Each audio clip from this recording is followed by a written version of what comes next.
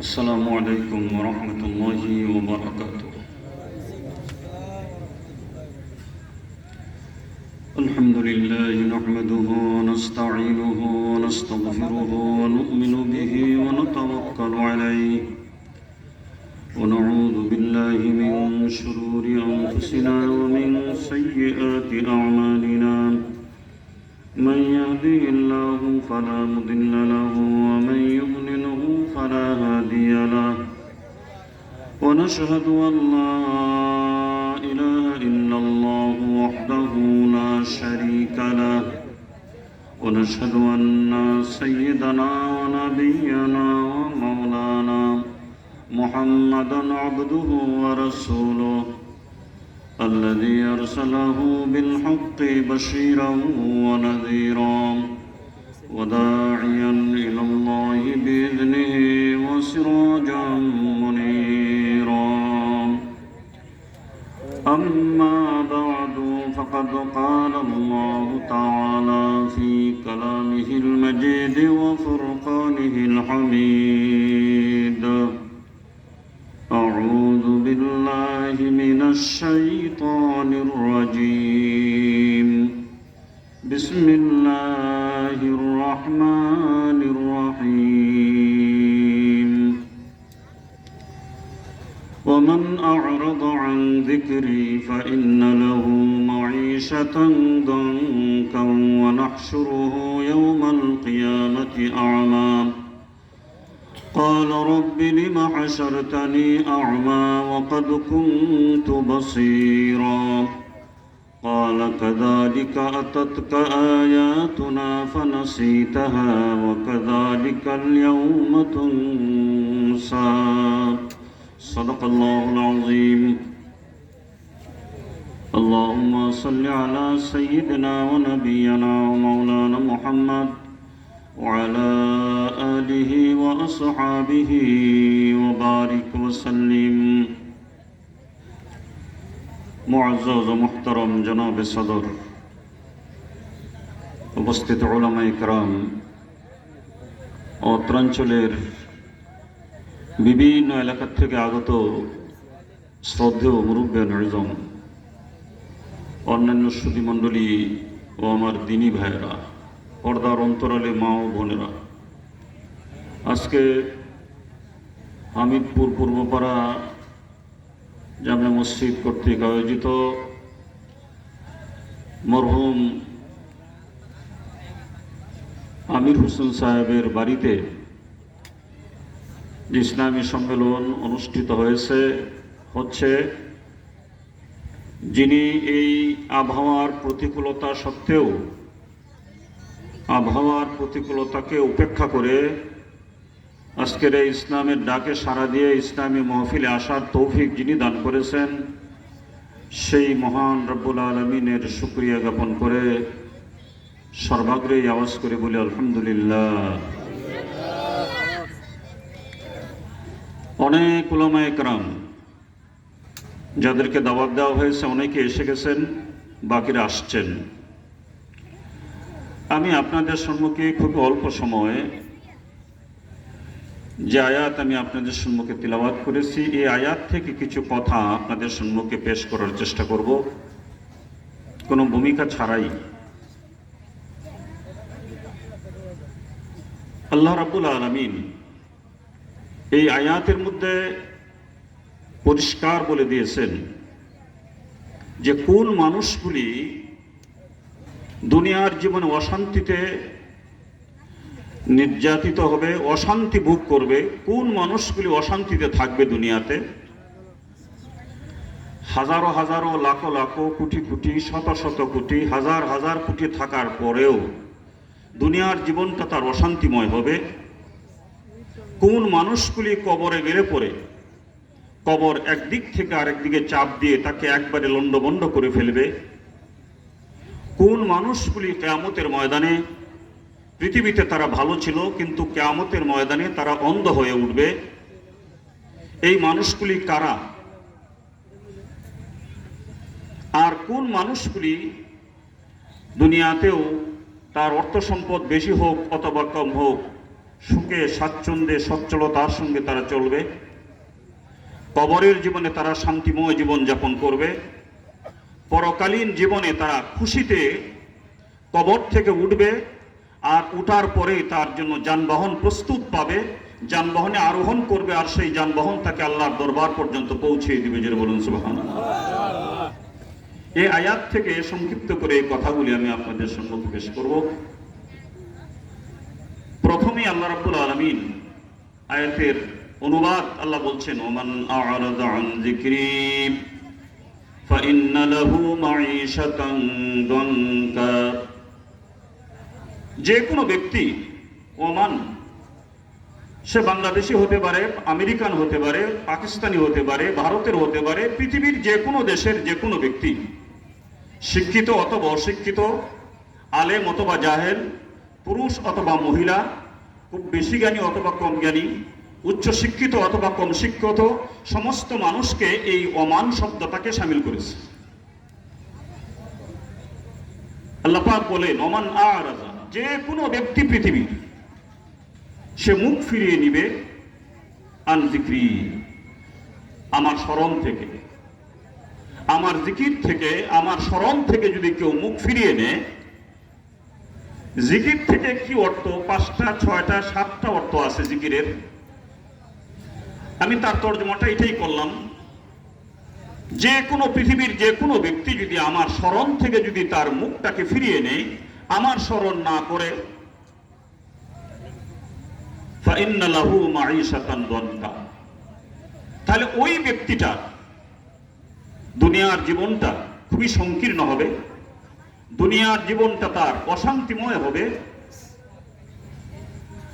আল্লাহ পাক নিজে বলতেছেন, এটা কোনো তার ব্যাখ্যা না, সরাসরি আয়াতের মধ্যে আল্লাহ বলতেছেন। আর কি বলতেছেন?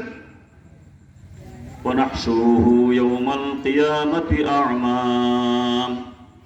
দুনিয়ার জীবনটা তার অশান্তিতে যাবে, মনের কোনো স্থিরতা থাকবে না, মনের কোনো শান্তি থাকবে না, খালি অশান্তি আর অশান্তি, এরকম ভাবে তার জীবনটা কাটবে। মৃত্যুবরণ করার পরে কবরে যখন যাবে, কবরের জীবনে মাঈশাতান দানকা, কোন কোন মুফাসসিরের মতে এর অর্থ হলো, কবরে যখন যাবে তখন সেই কবর তাকে এমন ভাবে চাপ দিবে, একদিনে একদিকের পাজরের হাড্ডি আরেক দিকে চলে যাবে, এরকম চাপ কবরের মধ্যে সেই ব্যক্তিকে দিবে। কিয়ামতের ময়দানে যখন ইসরাফিল আলাইহিস সালাতু ওয়াস সালাম সিংহায় ফুৎকার করবেন, আর সমস্ত মানুষগুলি, ওয়া নুফিখা ফিস সূরি ফাইদা হুম মিনাল আজদাসি ইলা রাব্বিহিম ইয়ানসিলুন। দ্বিতীয়বার যখন ইসরাফিল আলাইহিস সালাতু ওয়াস সালাম সিংহায় ফুৎকার করবেন,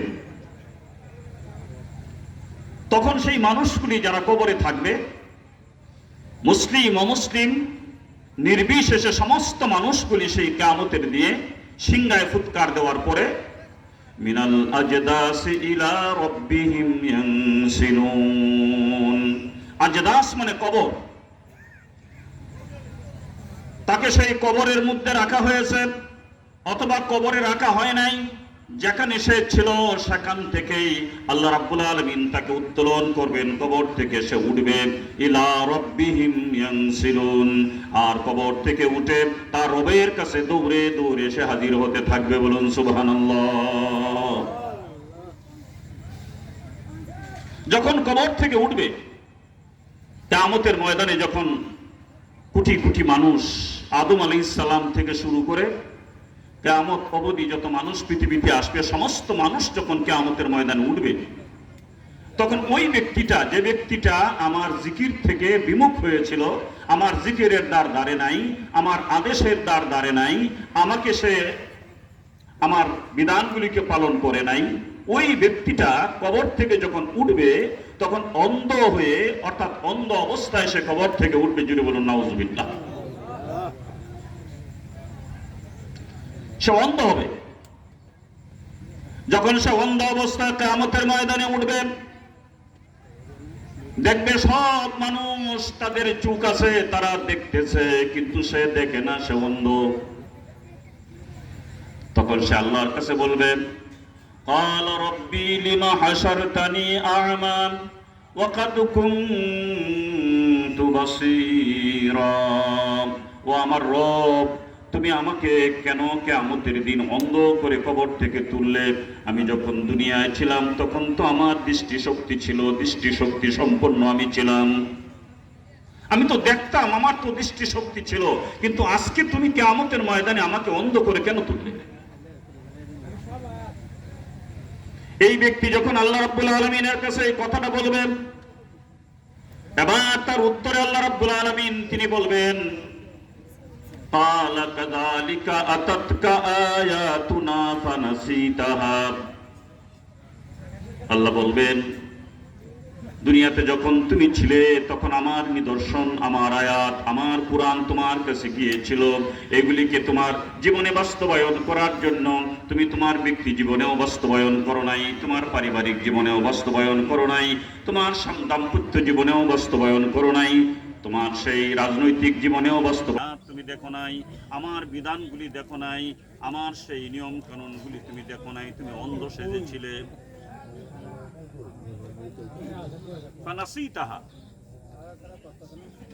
তুমি তখন অন্ধ হয়ে গিয়েছিলে, তুমি দেখো নাই আমার বিধান, তুমি দেখো নাই। আমার বিধান যখন তোমার কাছে গিয়েছিল তখন তুমি অন্ধ সেজেছিলে, সেগুলি দেখো নাই।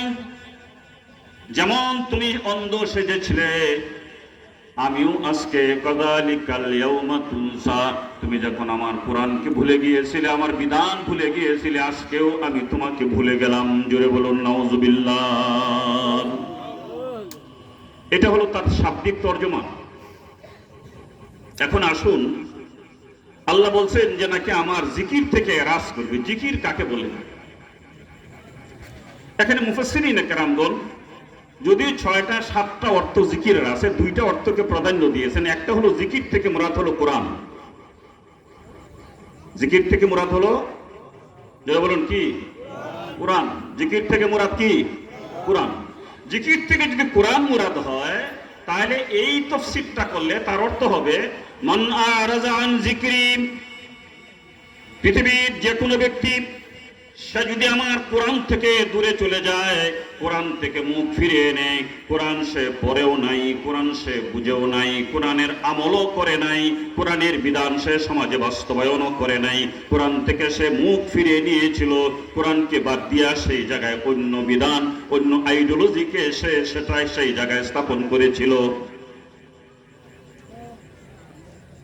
তাহলে এর অর্থ হলো এই পৃথিবীতে যারা কোরআন মেনে চলে না, কারো কারো মতে যে কোরআন যারা পড়ে নাই অথবা কোরআন পড়ে ভুলে গিয়েছে তারাও এই আয়াতের অন্তর্ভুক্ত। এই জন্য মাইকের আওয়াজ যত দূর যাচ্ছে, আমরা যারা কোরআন পড়ি নাই, বয়স আমার যত বেশি হোক না কেন, আজকের থেকে কাল দেরি করা যাবে না। আজকের থেকে আমাকে কোরআনের এই আদেশ মানতে গিয়া কালকের থেকেই কোরআন পড়া শুরু করে দিতে হবে, আর তা না হলে কিয়ামতের ময়দানে আমাকে অন্ধ হয়ে উঠতে হবে। জোরে বলুন নাউযুবিল্লাহ। যা কোরআন পড়েছি, পুরুষ মহিলা যারা কোরআন পড়েছি, তাদের মধ্যে থেকে ম্যাক্সিমাম মানুষ এরকম কোরআন পড়েছি ঠিকই, কিন্তু শুদ্ধ করে কোরআন পড়তে পারি না। কোরআন অশুদ্ধ করে পড়েছি, কোরআন ভুল হয়, একদিকে পড়লে অর্থ তার উল্টা পাল্টা হয়ে যায়। যারা এমন পড়েছি তাদেরকে সেই উল্টা পাল্টা যেন না হয়, শুদ্ধ করে কোরআন পড়তে হবে। প্রয়োজনে হাফেজ সাহেবের কাছে যেতে হবে, একজন আলেমের কাছে যেতে হবে, একজন কারি সাহেবের কাছে যেতে হবে, কিছু টাকা খরচ করতে হবে, এরপরেও কোরআনটাকে আমার শুদ্ধ করতে হবে, তা না হলে কিয়ামতের ময়দানে আমি জবাব দিতে পারবো। যারা শুদ্ধ করে কোরআন পড়তে পারি তাদের দায়িত্ব হলো, আমি কোরআন পড়তে পেরেছি, শুদ্ধ করে পড়তে পেরেছি, কিন্তু কোরআনের মধ্যে আল্লাহ কি বলেছেন তা তো কিছুই আমি জানি না। তাই অন্তত যতদূর সম্ভব কোরআনে যে সমস্ত সূরাগুলি নামাজে আমরা পড়ি, অন্তত এগুলি বোঝার জন্য চেষ্টা আমাদেরকে করতে হবে, যেন আমরা সেগুলি কিছু না কিছু বুঝি। আল্লাহ কি বলেছেন যেন আমি সেই কথাটা বুঝতে পারি, এই চেষ্টাটা আমাদের করতে হবে। এটা হলো 3 নম্বর দায়িত্ব। 4 নম্বর দায়িত্ব হলো, কোরআন পড়েছি, শুদ্ধ করে পড়েছি, বুঝে বুঝে পড়েছি, কিন্তু কোরআনের আমল করি না। কোরআন ভালো করে আমি পড়তে পারি, আমি কোরআন ভালো করে বুঝি, কিন্তু কোরআনের আমলগুলি আমার জীবনে আমি বাস্তবায়ন করি না। 4 নম্বর হলো কোরআনের আমলগুলি আমার জীবনে বাস্তবায়ন করতে হবে।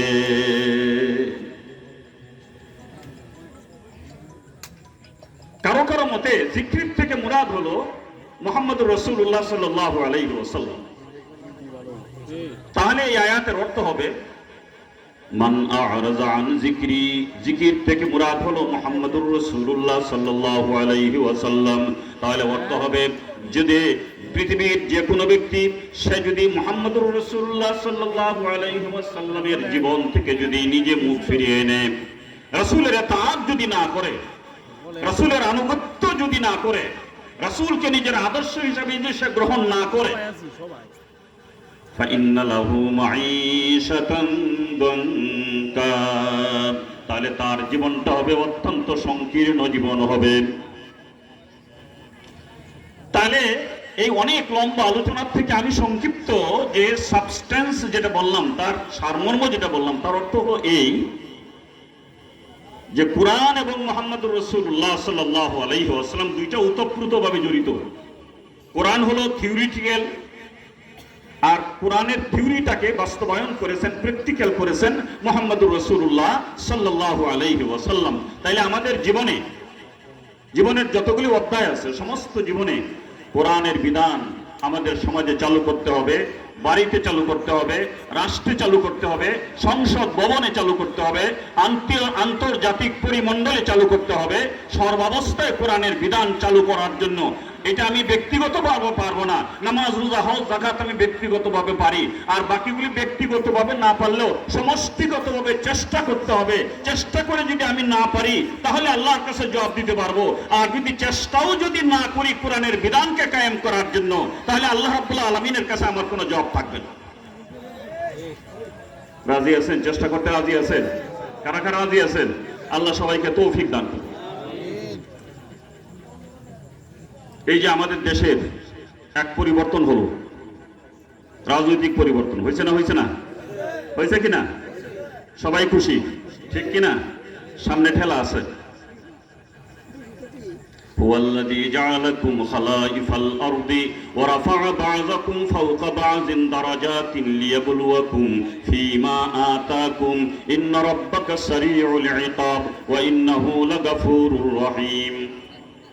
যাদেরকে বাদ দিয়ে যারা পলায়ন করেছে তার জায়গায় তোমাদেরকে আমি খলিফা বানাইলাম, তোমরা প্রতিনিধি হইলা, রিপ্রেজেন্টেটিভ হইলা, সমস্ত দেশের মানুষের প্রতিনিধি তোমরা হইলা। আল্লাহ বলতেছেন যে তোমাদেরকে প্রতিনিধি তো আমি বানাইলাম।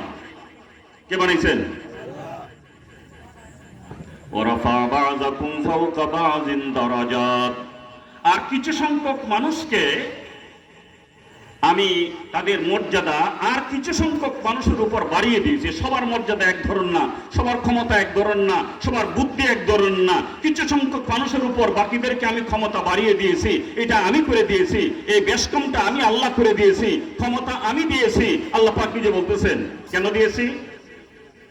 লিয়াবলুয়াকুম ফীমা আতাকুম, তোমাদেরকে যে ক্ষমতাটা দিলাম এটা আগে যারা ক্ষমতায় ছিল তাদের জন্য, আরো 2000 বছর আগে যারা ক্ষমতায় ছিল তাদের জন্য, আরো 1000 বছর পরে যারা ক্ষমতায় আসবে তাদের জন্য, সকলের জন্য আয়াত যে আমি ক্ষমতাটা দিছি লিয়াবলুয়াকুম, তোমাদেরকে আমি একটু পরীক্ষা করব ক্ষমতাটা কিভাবে ব্যবহার করব। ফীমা আতাকুম, তোমাদেরকে যা দিলাম সেটা ব্যবহার কিভাবে করে এটা পরীক্ষার জন্য আমি ক্ষমতাটা দিলাম। জেনে রাখো দুইটা কথা তারপরে আল্লাহ বলে দিয়েছেন, ইন্না রাব্বাকা সারিউল ইকাব ওয়া ইন্নাহু লাগাফুরুর রহিম। দুইটা কথা বলেছেন।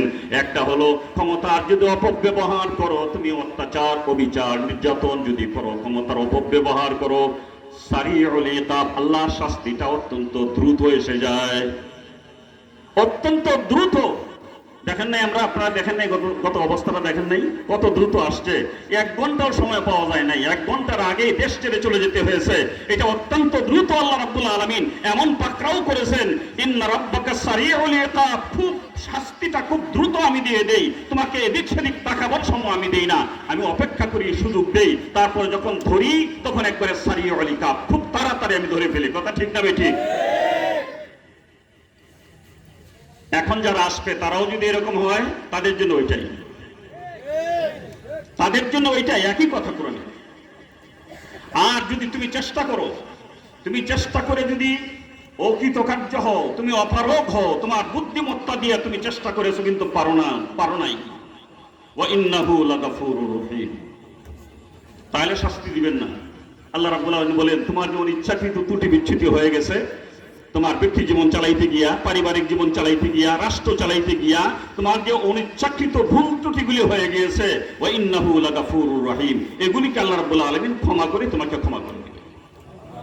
তো আমার আলোচনার সারমর্ম কি হইল, যে আল্লাহর জিকির থেকে এরাজ করা যাবে না, কুরআন এবং মুহাম্মদুর রাসূলুল্লাহর অনুসরণ থেকে এরাজ করা যাবে না।